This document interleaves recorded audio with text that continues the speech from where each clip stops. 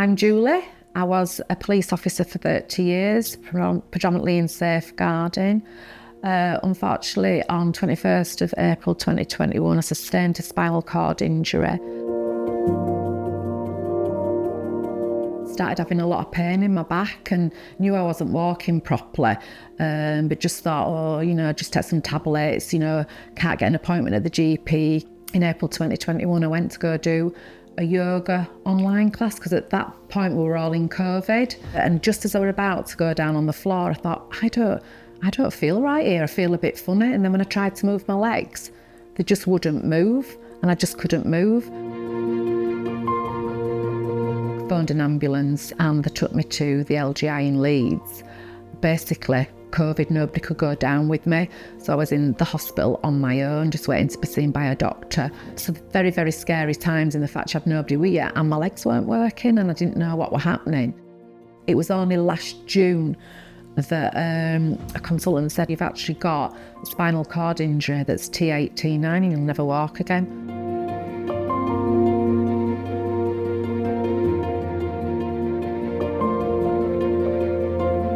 But as soon as I got that diagnosis, basically, NHS stopped all my physio.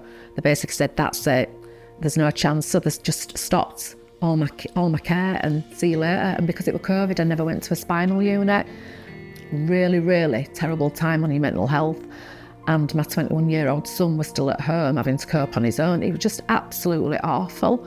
So basically, they just discharged me one day. That were it. See you later, you're out in the community, they'll put support in place. But that support didn't happen.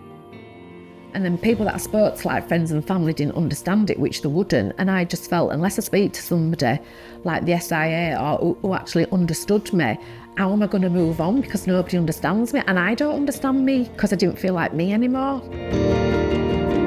Hi, my name's Carol Adcock, and I'm the Specialist Spinal Cord Injury Nurse for the Spinal Injuries Association.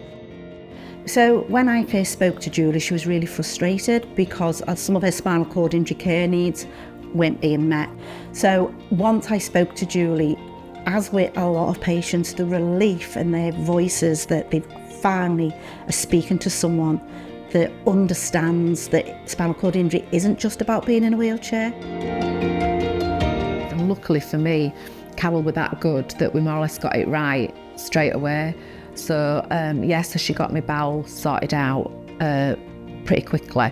But before that, I'd been going through such horrendous times that I didn't even go out of the house or do anything or go anywhere. And all the effects it has on your emotional being is just appalling, and you feel like you've got nobody to talk to about it because people don't understand it. So we've got 50 years of support people, and over them 50 years, I'm really proud to say that we've actually developed into an association that delivers the gold standard of support. And Julie knows that the Spinal Injuries Association will continue to support her throughout her life as and when she needs us.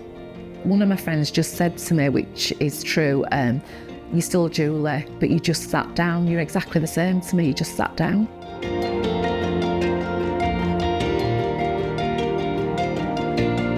So please, I'm just asking if everybody could give to the Spinal Injuries Association for the big give appeal, and your money and your donation will make twice the impact to my life and everybody else's life.